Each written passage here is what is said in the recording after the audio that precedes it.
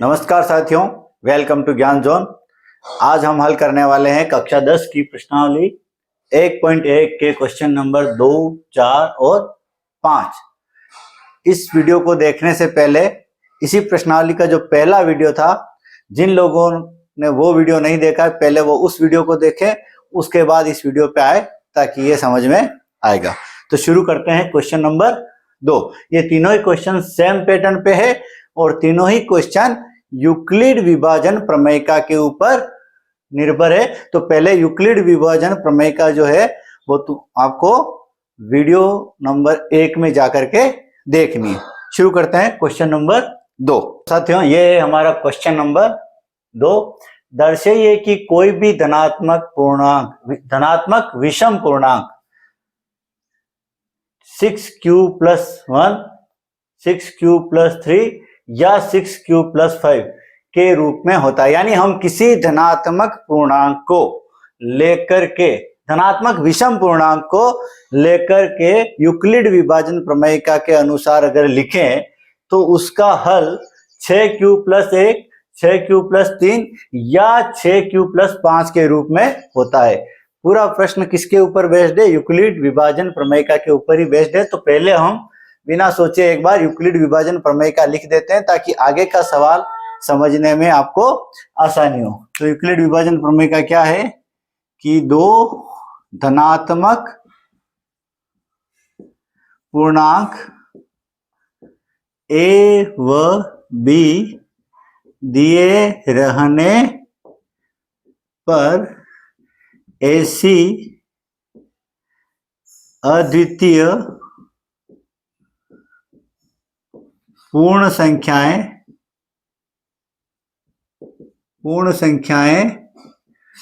Q व R विद्यमान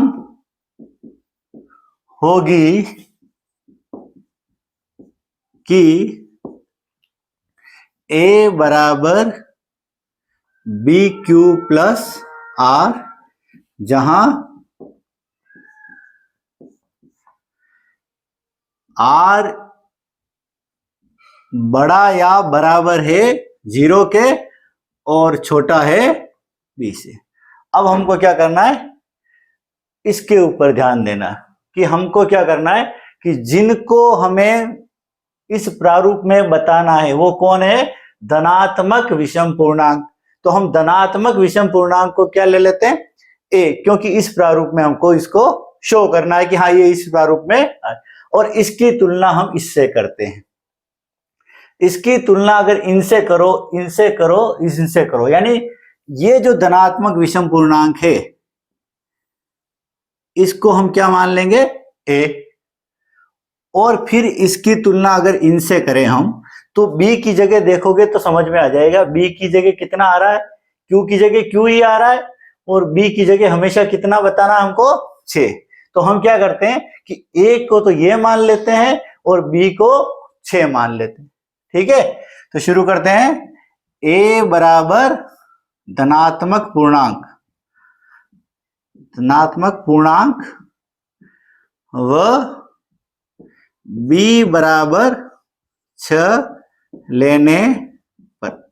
अब समझो आप, एक्चुअल में हमको A क्या लेना था? धनात्मक विषम पूर्णांक लेना था। लेकिन सामान्य हमारी जो यूक्लिड विभाजन प्रमेयिका है उसमें जो नियम लग रहा है वो खाली धनात्मक पूर्णांक का। तो एक बार हम A की जगह क्या ले लेते हैं? धनात्मक पूर्णांक लेते हैं। फिर हम देखते हैं उसके बाद हम इन धनात्मक पूर्णांकों की जगह क्या ले लेंगे? धनात्मक विषम पूर्णांक ले लेंगे। विषम को और ऐड कर लेंगे, सम को साइड में कर देंगे। तो अगर A बराबर हम क्या लेते हैं? धनात्मक विषम पूर्णांक, यानी यहां हम धनात्मक पूर्णांक लेते हैं और B की जगह 6 लेते हैं। B के बराबर कितना लिया हमने? 6 लिया। तो B के बराबर 6 लेने पर अब हमें यहां ध्यान देना है R का मान क्या हो सकता है? तो R जो है वो या तो 0 के बराबर होता है या 0 से बड़ा होगा और B से हमेशा छोटा होगा। यहां ध्यान देना B के ऊपर। B का वैल्यू कितनी हमारी? 6। B का मान है 6, तो R हमेशा 6 से कम होगा। यानी R क्या हो सकता है? r बराबर 0 हो सकता है क्योंकि 0 के बराबर है, 1 हो सकता है, 2 हो सकते हैं, 3 हो सकते हैं, 4 हो सकते हैं और 5 ये संभव है। यानी कि अगर हम a का मान धनात्मक पूर्णांक लें, प्रश्न में धनात्मक विषम पूर्णांक है, इस बात पे गौर करना है। प्रश्न में धनात्मक विषम पूर्णांक है, लेकिन एक बार हम विषम सम का मसला साइड में कर रहे हैं और क्या कर रहे हैं, हम खाली इस पर फोकस कर रहे हैं। एक बार हम धनात्मक पूर्णांक लेते हैं, तो a अगर धनात्मक पूर्णांक ले तो ये हमारी यूक्लिड विभाजन प्रमेय कहती है कि a धनात्मक पूर्णांक ले और b भी धनात्मक पूर्णांक हो गया 6, तो r का मान b से छोटा आएगा। यानी अगर b जो है हमने 6 लिया तो r का मान ये संभव है। ठीक है, तो अगर हम a का मान धनात्मक ले, पूर्णांक कोई भी ले ले, कोई भी धनात्मक पूर्णांक, तो हमको ये पता चल गया कि r बराबर क्या है, 0, 1, 2, 3, 4 या 5 आ सकता है। लेकिन अब ध्यान देना है, परंतु a बराबर धनात्मक विषम पूर्णांक लेने पर, अब ध्यान देना कि हम यहां अगर कोई भी धनात्मक पूर्णांक लेते हैं तो r ये आता है, लेकिन a की जगह खाली विषम विषम ले रहे हैं यानी सम नहीं ले रहे, तो यहां हमारा प्रारूप क्या बन रहा है, ये a बराबर 6 इंटू क्यू प्लस r। एक बार हम समझें तो a में हमारा किसका भाग जाता है, 6 का। तो हम देखते हैं कि हमको यहां क्या लेना है, विषम, यानी कोई भी विषम संख्या लेकर किसका भाग देना है, सम संख्या यानी 6 का।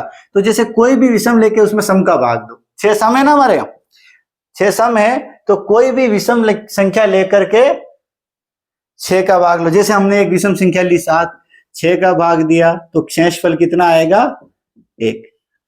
यानी किसी भी विषम संख्या में आप 6 का भाग दो, किसी भी विषम संख्या में 6 का या किसी भी सम संख्या का शेषफल हमेशा क्या आएगा, विषम ही आएगा।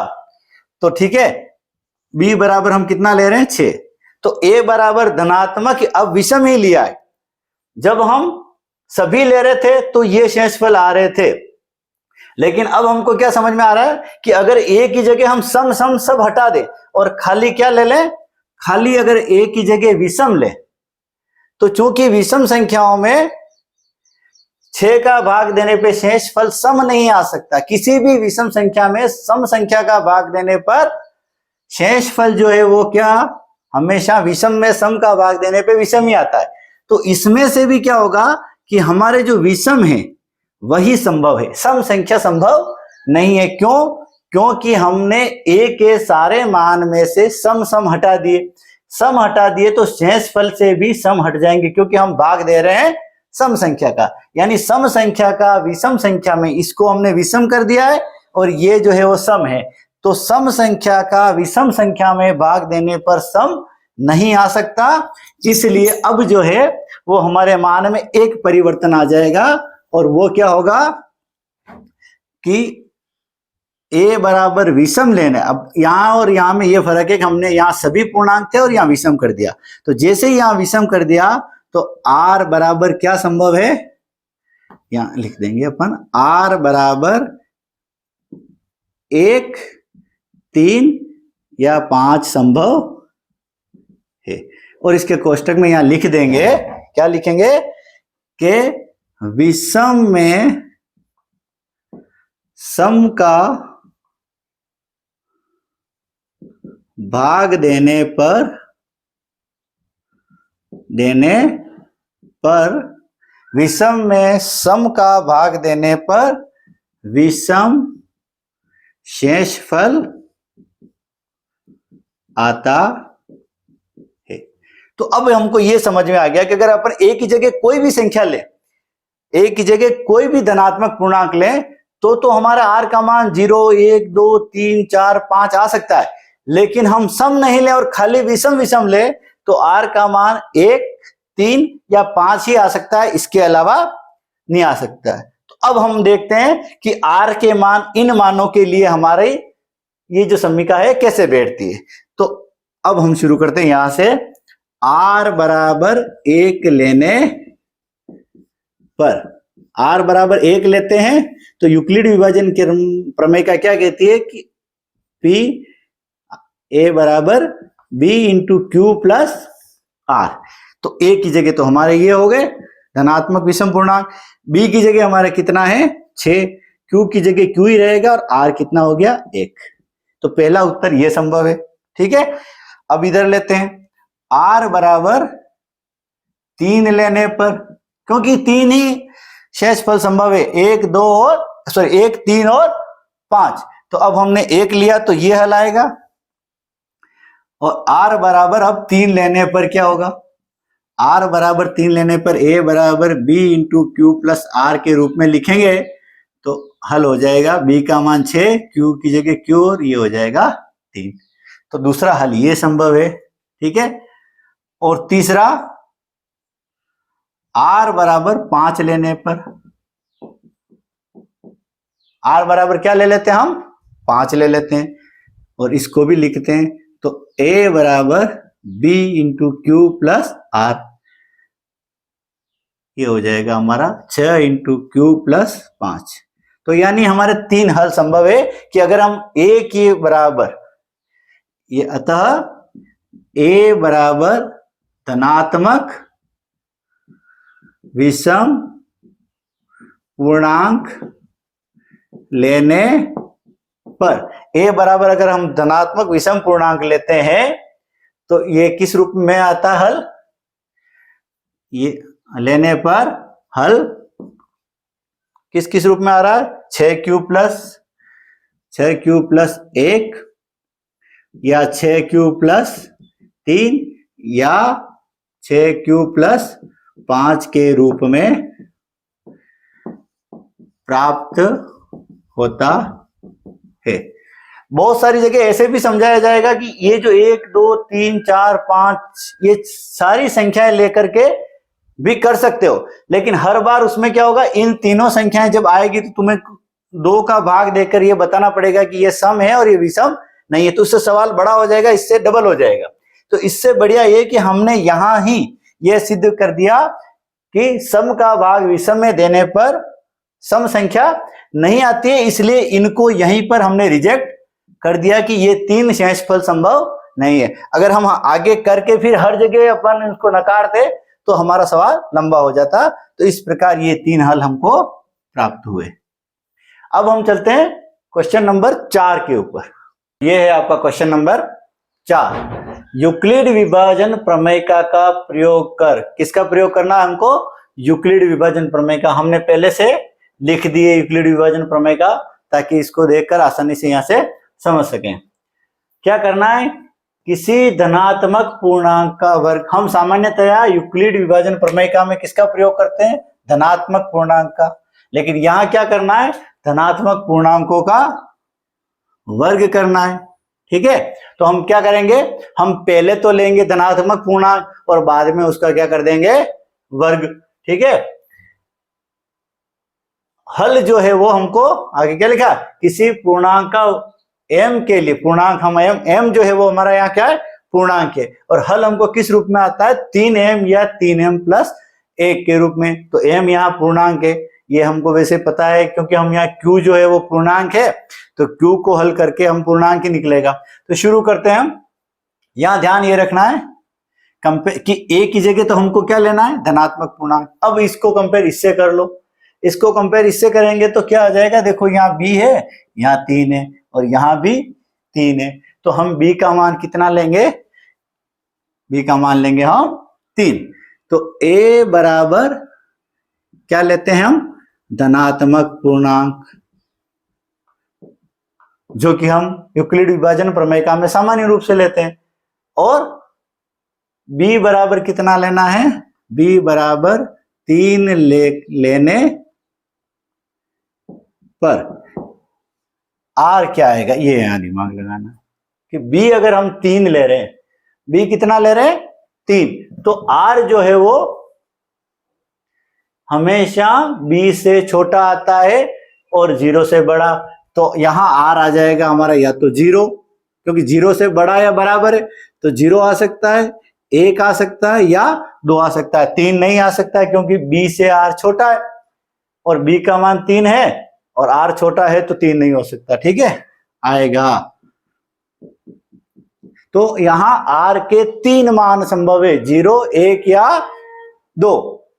तो हम क्या करेंगे कि r के एक बार 0 लेकर के, 1 लेकर के, 2 लेकर के मान लिखेंगे और उसके बाद उनका वर्ग करके देखेंगे कि इस रूप में या इस रूप में आता है या नहीं। हमको लाना किस रूप में, या तो 3m के रूप में लाना है या 3m प्लस 1 के रूप में लाना है। तो सबसे पहले हम r बराबर 0 लेते हैं। r बराबर 0 लेने पर, r बराबर 0 लेने पर a बराबर क्या हो जाएगा, a बराबर b की जगह तो हमारा कितना है 3, फिर q की जगह q और r की जगह 0, यानी a बराबर कितना हो गया 3q। अब लेकिन a तो क्या है हमारा धनात्मक पूर्णांक है। अब इसका हम वर्ग करेंगे, यहां लिख देंगे वर्ग करने पर। वर्ग करने पर क्या हो रहा है, वर्ग करने पे a स्क्वायर बराबर 3q का होल स्क्वायर हो जाएगा। तो a स्क्वायर बराबर हो जाएगा, इसको लिखने की जरूरत नहीं है, 9। अब हमको बाहर कितना, 9q का स्क्वायर, बाहर हमको कितना लाना है 3। तो इसमें से 3 अगर कॉमन ले लें तो ये बचा 3q स्क्वायर। अब इसको समझना है कि ये क्या था, q क्या था हमारा, एक पूर्णांक था। पूर्णांक का वर्ग करके उसमें 3 का गुणा करो तो भी पूर्णांक ही आता है, इसलिए हम इसको क्या करेंगे m मान लेते हैं। तो ये हो जाएगा हमारा 3m, जहां m पूर्णांक है। तो इस पहले जब हमने r बराबर 0 लिया तो हमारा हल किस रूप में आया, 3m के रूप में आया। अब हम क्या करेंगे, पहली स्थिति, दूसरी स्थिति लेंगे। दूसरी स्थिति में हम r बराबर कितना लेंगे 1 लेने पर, r बराबर 1 लेने पर हमारा क्या हो जाएगा, a बराबर b into Q plus r, ये हो जाएगा आपका a बराबर 3q प्लस 1। दोनों तरफ वर्ग कर देंगे तो वर्ग करने पे हो जाएगा a स्क्वायर बराबर 3q प्लस 1 का whole square. a plus B का होल स्क्वायर का सूत्र लगाएंगे तो ये हो जाएगा a प्लस बी का होल स्क्वायर बराबर a square plus B square plus 2ab। इसको हल करते हैं तो a स्क्वायर बराबर a स्क्वायर, इसको ये a स्क्वायर है, ये यहां हो जाएगा इसका स्क्वायर यानी 3q का स्क्वायर प्लस 1 का square plus 2 into 3q into 1, यानी कि ये हो गया 9q square plus 1 plus 6q। अब देखो कि यहां हम 3 कॉमन लेने, हमको बाहर क्या लाना है 3 लाना है। तो इसमें से और इसमें से तो हम 3 कॉमन ले सक रहे हैं, इसमें से 3 कॉमन नहीं ले सकते, इसलिए इसको पीछे ले लो। तो 9q square plus 6q plus 1, इसमें से 3 कॉमन ले लो तो 3q प्लस 3q स्क्वायर हो गया, इसमें से 3 कॉमन लिए तो 2q प्लस 1। इसको हम क्या ले लेते हैं, ये पहले से ये पूर्णांक है, इसको हल करेंगे तो वापस एक पूर्णांक क्या आएगा, तो ये हो जाएगा हमारा 3m प्लस 1। तो दूसरा जो हल आया वो हमारे 3m प्लस 1 के रूप में आया। अब हम क्या करते हैं, r बराबर लेते हैं 2, r बराबर 2 लेने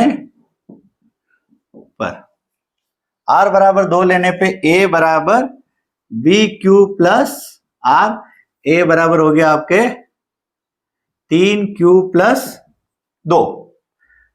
ठीक है, r का मान 2 रख दिया।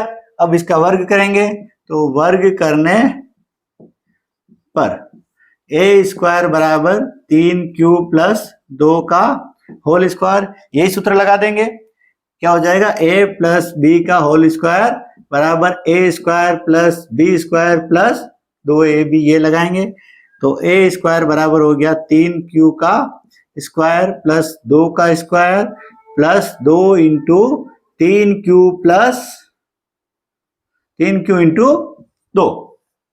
हल करेंगे इसको तो ये हो जाएगा हमारा 9q square plus 4 plus 6 into 2 12। अब देखो कि इसमें से 3 कॉमन आ सकता है, इसमें से 3 कॉमन आ सकता है, लेकिन इसमें से नहीं आ सकता। लेकिन यहाँ एक अपन टिक लगा सकते हैं कि यहाँ 3 कर दें तो ये आ जाएगा। तो हम इस 4 को 3 प्लस 1 लिख देंगे तो क्या करेंगे 9q square plus 12q plus 4 को क्या करेंगे 3 प्लस 1 लिखेंगे। और अब इसमें से हम क्या करेंगे 3 कॉमन ले लेंगे। तो 3 अगर इसमें से कॉमन लेंगे तो यहां हो गया हमारा 3q square plus 4q plus 1 plus ये 1। अब इसकी जगह हम क्या कर लेंगे इसको m मान लेंगे तो ये हमारा आंसर हो जाएगा 3m प्लस 1, जहां m कोई पूर्णांक। ठीक है, तो हमारे देखो यहां हल क्या आया 3m, यहां आया 3m प्लस 1 और यहां आया 3m प्लस 1। ये दोनों तो सेम है तो यानी दो ही प्रकार के हल आ रहे हैं हमारे, या तो 3m या 3m प्लस 1। तो क्या लिखेंगे अतः हल 3m या 3m प्लस 1 के रूप में प्राप्त होगा। तो ये हो गया आपका क्वेश्चन नंबर 4। अब हम लेते हैं क्वेश्चन नंबर 5। तो ये है हमारा क्वेश्चन नंबर 5। ठीक है, इसमें क्या है यूक्लिड विभाजन प्रमेयिका का प्रयोग कर, यहां भी सेम यूक्लिड विभाजन प्रमेयिका का ही प्रयोग करना था तो मैंने आपके सामने यूक्लिड विभाजन प्रमेयिका लिख दी। ठीक है, धनात्मक पूर्णांकों का घन, बस इतना सा फर्क है। यहां पहले क्या था धनात्मक पूर्णांकों का वर्ग था, इस बार क्या है धनात्मक पूर्णांकों का घन, यानी क्यूब करना है। पिछली बार हमने स्क्वायर किया था, इस बार क्यूब करना है। हल किस रूप में आ रहा है इस बार 9m प्लस 1 या 9m प्लस 8 के रूप में। 9m या तो 9m के रूप में आना चाहिए या 9m प्लस 1 के रूप में आना चाहिए या 9m प्लस 8 के रूप में आता है, ये हमको सिद्ध करना है। ठीक है, सेम पैटर्न लेना है, बस इतना सा फर्क है। ए को तो हम वही लेंगे, पहले धनात्मक पूर्णांक लेंगे और उसके बाद उसका घन कर देंगे, क्यूब कर देंगे। अब इस बार थोड़ा सा ध्यान ये देना है अलग से, जो कि b यहां कितना है b है और यहां पे b कितना है 9, और यहां भी देखो तो b से कंपेयर करो 9 है और यहां भी b से कंपेयर करो तो 9 है। यानी कि अगर हम पुराने पैटर्न से चले तो b हमको कितना लेना है 9, लेकिन अगर हम b 9 लेते हैं तो हमारे r का मान कितना हो जाएगा, सवाल तो हो जाएगा, लेकिन r का मान 0 से लेके 8 तक यानी 9 संख्याएं हमारे पास आ जाएगी और हमको वो 9 बार कैलकुलेशन करके सवाल बहुत ही लेंदी हो जाएगा। हमारे को करना क्या है, यहाँ 9 लाना है तो हम 3 लेकर के भी, क्योंकि 3 का जब क्यूब करेंगे तो 27 या ऐसे आएंगे तो उसमें से हमारे को 9 कॉमन मिल जाएंगे। तो हम 3 लेकर के भी करेंगे तो हम 9 कॉमन लेके बाहर निकाल देंगे। इसलिए हम b का मान इस बार डायरेक्ट 9 नहीं लेकर के 3 लेंगे और जब हमको उसका क्यूब करेंगे तो जो आंसर आएंगे उसमें से हम 9 कॉमन ले लेंगे। तो शुरू कर रहे हैं कि a बराबर क्या लेना हमको, धनात्मक पूर्णांक व b बराबर 3 लेने पर r का मान क्या आएगा, 0 आ सकता है, 1 आ सकता है या 2 आ सकते हैं। r के मान 0, 1 या 2 आ सकता है। तो हम क्या करेंगे, शुरू करेंगे पहले r का मान 0 लेकर के। तो r बराबर 0 लेने पर, r बराबर 0 लेते हैं, r बराबर 0 लेते हैं तो a बराबर क्या हो जाएगा हमारा, b तो हमने 3 लिया है, 3 q और r हो जाएगा 0, यानी a बराबर 3q हुआ। अब हम इसको वर्ग करेंगे, वर्ग करने पर a का घन बराबर हो जाएगा 3q का घन। ये हो जाएगा हमारा 3 का क्यूब कितना हो जाएगा 27 क्यूब का क्यूब। अब हमको इसमें से कॉमन कितना लेना है 9, तो 9 कॉमन ले लेते हैं, तो 3q का क्यूब, और इसको हम क्या करेंगे नया पूर्णांक m मान लेते हैं, ये एक पूर्णांक, तो ये हो जाएगा हमारा 9m, जहां m कोई पूर्णांक है। ठीक है, तो ये हमारा, यानी कि अगर हम r बराबर 0 लेते हैं तो हमारा धनात्मक पूर्णांकों का घन किस रूप में प्राप्त होता है 9m के रूप में प्राप्त होता है। यानी r बराबर 0 लेने पर धनात्मक पूर्णांकों का घन हमको 9m के रूप में प्राप्त होता है। अब हम क्या करेंगे r बराबर लेंगे 1, तो r बराबर 1 लेने जगह थोड़ी जरूरत पड़ेगी, थोड़ा इधर शिफ्ट कर लेते अपन।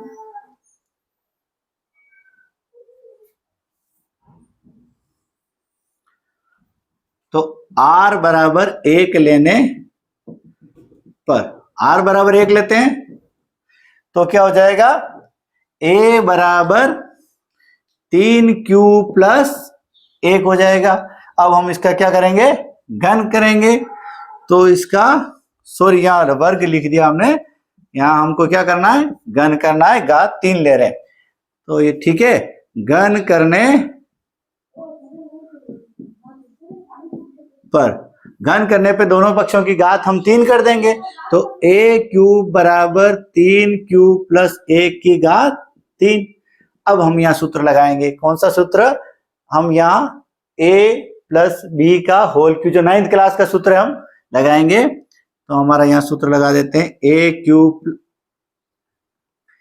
a प्लस b का होल क्यूब बराबर a cube plus b cube plus 3 a square b plus 3 ab square. ये वाला सूत्र हम यहाँ लगाकर इसको हल करेंगे।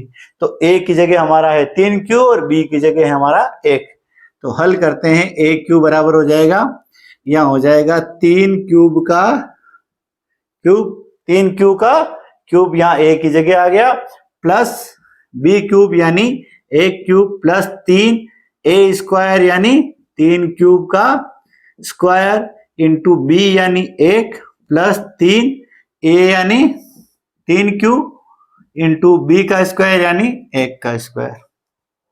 ठीक है, अब इसको हल करते हैं अपन, तो ये हो जाएगा हमारा 3 का क्यूब 27 q का क्यूब प्लस 1, ये हो जाएगा 3 का स्क्वायर यानी 9, 9 इंटू 3 27, 27 क्यूब स्क्वायर।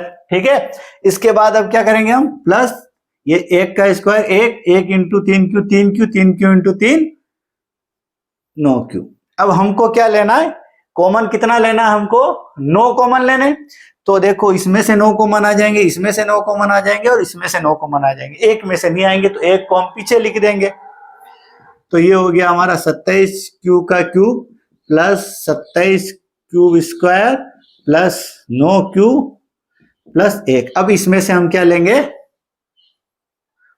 9 कॉमन ले लेंगे, तो ये आ गया 9 कॉमन, यहाँ क्या बचा 27, तो 3 क्यू का क्यूब प्लस इसमें से आया 3 क्यू स्क्वायर प्लस 9 कॉमन आ गया तो क्यू प्लस 1।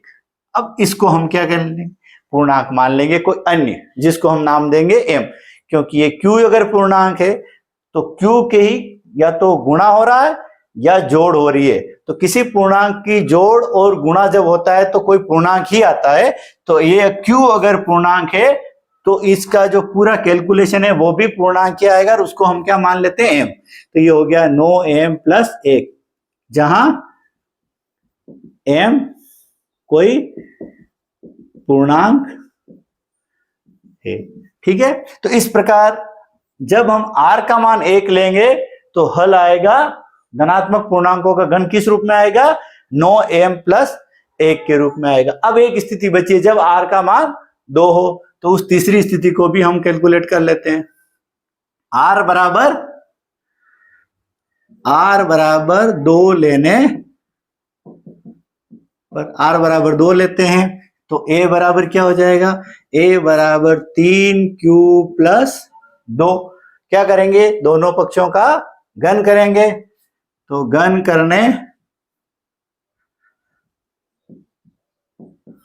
पर, ये घन करने पर हो जाएगा aq बराबर 3q प्लस 2 का होल क्यूब। वही सूत्र लगा देंगे, या लिख देते हैं भले वापस, क्या है, a प्लस बी का होल क्यूब बराबर a cube plus B cube plus 3 a square B plus 3 a B square. ठीक है, अब इसको हम इस सूत्र में सेट करते हैं, तो ये हो जाएगा हमारा a क्यूब बराबर a क्यूब यानी 3q का क्यूब प्लस b क्यूब यानी 2 का क्यूब प्लस 3 इंटू 3 क्यूब का square into 2 plus 3 into 3 cube plus 2 का स्क्वायर। इस सूत्र के हिसाब से हमने इसको सेट किया। अब इसको हल करते हैं अपन, तो ये आ गया 27 क्यूब का क्यूब प्लस ये 8 प्लस ये हो गया आपका 3 का स्क्वायर हो गया 9, 9 दूनी 18, 18 54 क्यूब स्क्वायर, और ये हो गया आपके 4, 4 तेरी 12, 12 36 क्यूब। अब देखो इसमें भी सेम स्थिति है, इसमें से 9 कॉमन आ जाएंगे, इसमें से 9 कॉमन आ जाएंगे, इसमें से 9 कॉमन आ जाएंगे, तो जिन जिन से 9 कॉमन आ जाएंगे उनको साथ में ले लो। तो 27 क्यूब का cube plus 54 cube square plus 36 cube plus 8। अब इन तीनों में से अपन क्या ले लेंगे, 9 कॉमन ले लेंगे, तो 9 कॉमन लेने पे ये हो जाएगा आपका 3 क्यूब स्क्वायर प्लस 6, सॉरी ये cube 6 cube square plus 4 cube और प्लस ये 8 इधर अलग बच गए, बस ठीक है, सेम वही पैटर्न हो जाएगा। अब क्योंकि क्यू एक पूर्णांक है, तो पूर्णांकों की जोड़ और पूर्णांकों की गुणा, यहाँ केवल गुणा हो रहा है और जोड़ हो रहा है, भाग नहीं हो रहा। जब पूर्णांकों का भाग होता है तो जरूरी नहीं होता है कि पूर्णांक आए, लेकिन जब भी पूर्णांकों का गुणा या पूर्णांकों की जोड़ या पूर्णांकों की बाकी होगी, तो उस ऐसी स्थिति में हमेशा पूर्णांक ही आएगा, सिवाय भाग के। अगर पूर्णांकों की जोड़ की या गुणा करो तो पूर्णांक ही आएगा। तो यहाँ केवल क्या हो रहा है, या तो गुणा हो रहा है पूर्णांकों का या जोड़ हो रही है, तो जो नया संख्या आएगी वो भी पूर्णांक ही आएगा, और उसको हम क्या मान लेते हैं, उसको हम m मान लेते हैं, प्लस ये 8, जहां तो m क्या है, m पूर्णांक है। इस प्रकार हम देखेंगे तो 3 हल आया हमारे पास, क्या आया, या तो 9m आया, या हमारा 9m प्लस 1 आया, या 9m प्लस 8 आए। तो इस प्रकार धनात्मक पूर्णांकों का घन क्या आता है, 9m प्लस 1 या 9m प्लस 8 के रूप में प्राप्त होता है। तो ये हो गया हमारा क्वेश्चन नंबर 5। तो हमारी 1.1 आज समाप्त हुई। हम अगले वीडियो में 1.2 शुरू करेंगे। धन्यवाद।